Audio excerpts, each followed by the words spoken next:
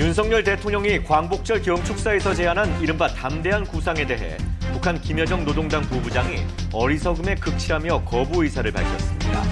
대통령실은 대단히 유감스럽다며 북한의 자중을 촉구했습니다.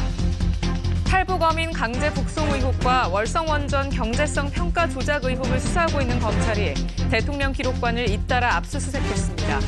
당시 청와대 윗선에 대한 검찰 수사가 본격화된 것으로 풀이됩니다.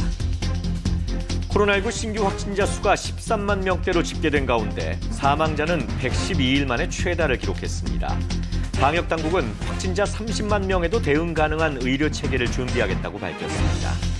강원 양구군의 한 돼지 농장에서 아프리카 돼지열병이 발생했습니다. 올해 5월 강원 홍천군에서 발생한 지 석 달여 만인데 이동이 많은 추석 연휴를 앞두고 방역당국에 비상이 걸렸습니다. 이번인 뉴스입니다. 탈북어민 강제 북송 사건을 수사하는 서울중앙지검과 월성 1호기 원전 경제성 평가 조작 의혹 사건을 수사하는 대전지검이 대통령 기록관을 동시에 압수수색했습니다.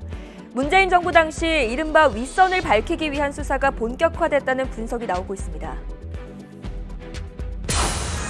이원석 검찰총장 후보자가 부장검사 시절 법조비리 사건의 수사기밀을 유출했다는 의혹이 제기됐습니다.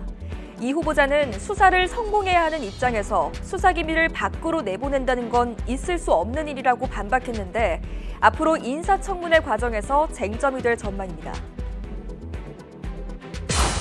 국민의힘 윤리위가 다른 사람을 모욕하거나 계파 갈등을 조장하는 당원은 예외 없이 엄정하게 심의하겠다고 경고했습니다.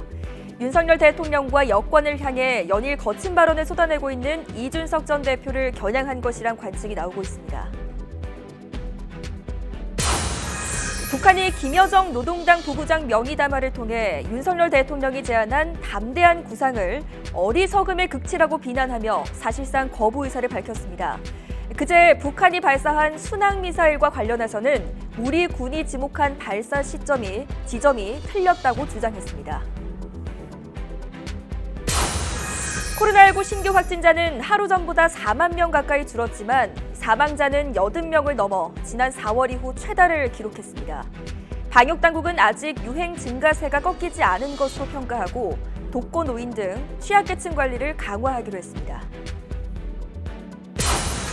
30대 핀란드 총리가 참석했던 댄스파티 영상이 공개되면서 논란이 확산하고 있습니다.